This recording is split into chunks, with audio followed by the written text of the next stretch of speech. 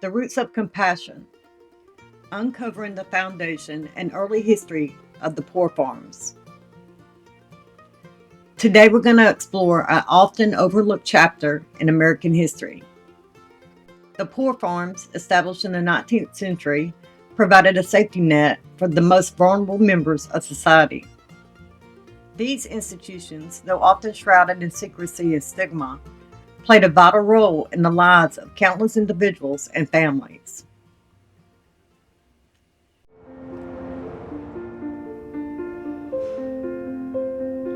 Almost every community had something like that. A poor farm was designed to provide shelter and food and sometimes health care for people in communities who were destitute. This is the time before there was such a thing as Social Security and other social programs.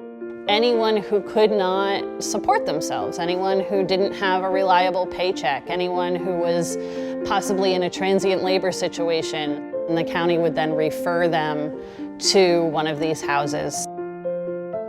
If you were sick and needed a doctor, they were going to call one, and they were going to pay for it. But there's still a stigma attached to having to go to the poor farm.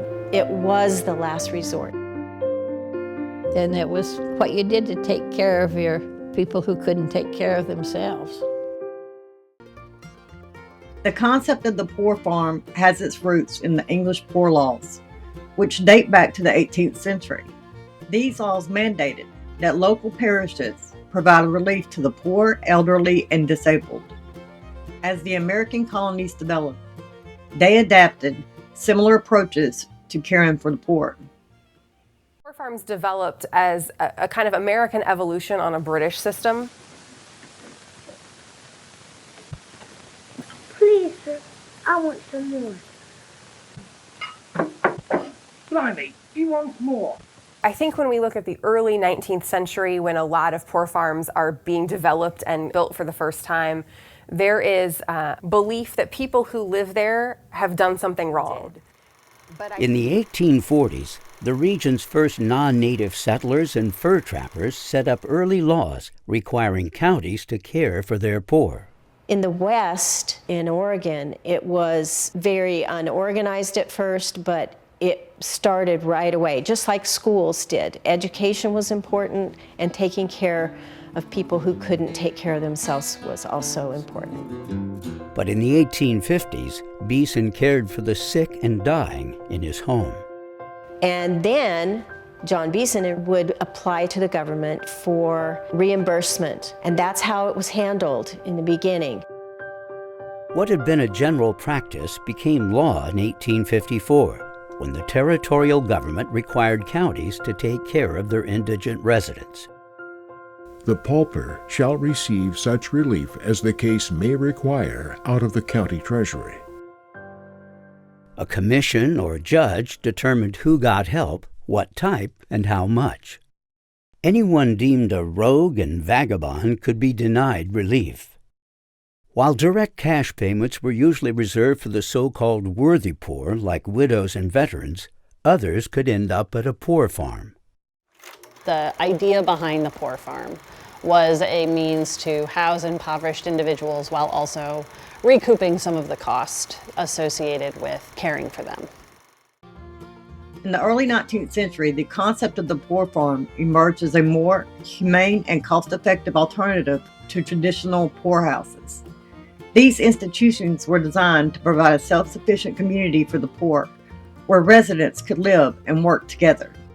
The poor farm movement gained momentum in the mid-19th century, with institutions springing up across the United States. These farms were often established in rural areas, where land was abundant and labor was needed. Sometimes counties built the facilities on working farmland and hired a superintendent to run them. Those people in charge could make or break the experience. They could be the difference between cleanliness and filth, between good meals and terrible meals, between sometimes physical mistreatment and compassionate care. So it really did matter. It mattered who you had in charge there, not just for the finances, but also for the care of the residents. Other times it was cheaper for the county to pay local families to open their homes and be reimbursed for any care they provided. It was still called a poor farm, or sometimes a county home, and the residents were often known as inmates. Life on the poor farm was often harsh and unforgiving. Residents were typically divided into categories, with able-bodied required to work in exchange for their keep. Those who were elderly, disabled, or ill were provided with basic care and support. Despite their charitable intentions, the poor farms were not altogether without their challenges and controversies. Many institutions struggled with overcrowding, poor sanitation, and inadequate funding. In the 1890s, Jackson County's poor farm caretaker made $4.50 a week per person. A report described the house as small, old, and utterly unsuited for its purpose. The beds are narrow wooden bunks with straw mattresses. The bedding was not clean, and the beds looked far from comfortable. Residents reportedly got all the tobacco they wanted and were listed as satisfied with their care. But it's impossible to know what residents really thought. There are almost no personal accounts from the residents themselves and very few images. We lose a little bit of the narrative thread from people who lived there but maybe didn't want to talk about it. They didn't want their families to know they had been there. They didn't want to think about why they ended up there for a short period of time. And then some people who lived in poor farms didn't have any family connections at all. So there's no one to remember that person. There's no one to kind of remember why that person lived there or that they were there in the first place. At different times, markers indicated the location, but those are all long gone. But it's all just guesswork, really, just trying to see. I feel like everything that we have between the maps and the descriptions that show up in some of the articles, they all put it in this general area. As we reflect on the foundation and early history of the poor farms, we're reminded of the importance of compassion, empathy, and community. Though these institutions were often flawed and imperfect, they represented a vital effort to care for the most vulnerable members of society.